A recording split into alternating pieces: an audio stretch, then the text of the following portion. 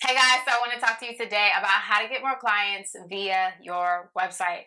Have you ever wondered if there's a way to get your website in front of your target audience strategically, really actually put it in front of them, even if you are not the number one site on the page in your industry, or how to make sure that no matter how much competition you have, that your website still gets picked up by Google when people are looking for your services and products? Hmm.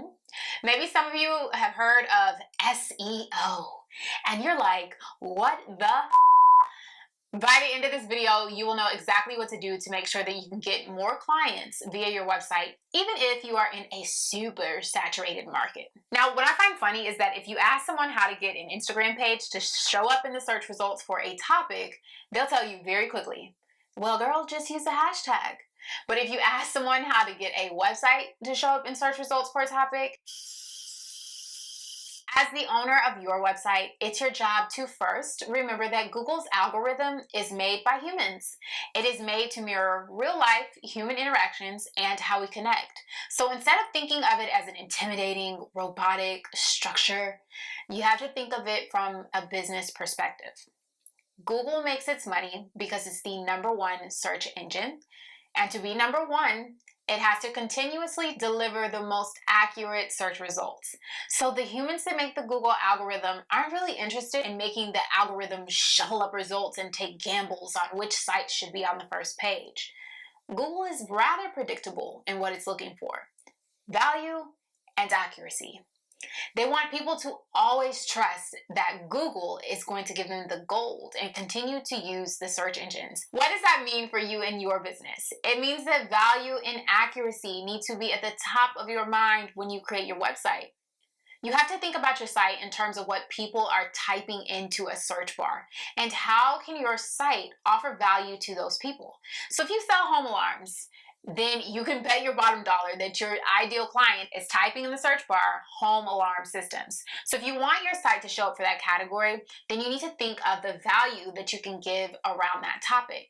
Now, when I say provide value, I don't mean describe your product. I mean you have to put yourself in the shopper's shoes and ask, if I were to type this into my search bar, what would make me feel like, I found what I was looking for?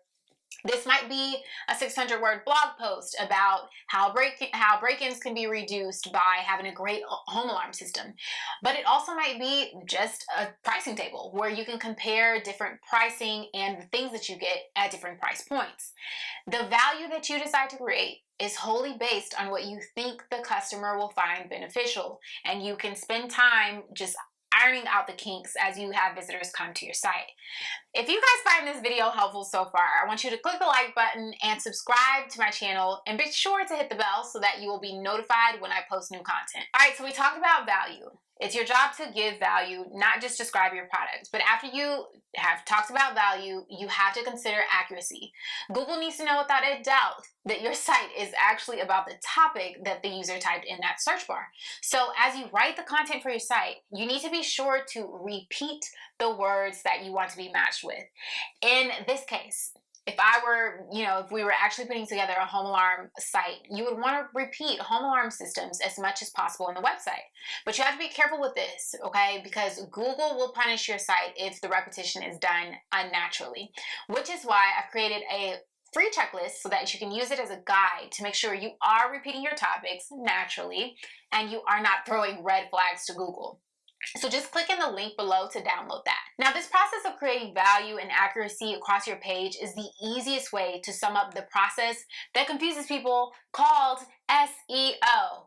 SEO is just a really techy way to say that steps were taken on the website to help Google trust that the site is a good match to reveal in search results. So the common misconception with SEO is that it is the sole job of the web developer or the expert, when in actuality, it's very much the business owner's responsibility as well, because you have to understand that anytime you put out content, you should be thinking about what your ideal customer is typing in those search bars in order to find companies like yours, and you should be creating content that provides value and conveys to Google that you are an accurate match for such a search. Now, if you guys are interested in learning how to pinpoint the exact topics, exact words that you should be using in order to really find your website in that lane where you're actively pulling in traffic left and right and creating a sales pipeline out of your website, then I want you guys to be sure to click on the links that I've left in this description where you can learn to work with me via my program, Websites for Bosses, or learn more about my 6-step website marketing strategy, because I love talking about this and it's something that my students really benefit from. Now, the one thing that you want to be careful of, right?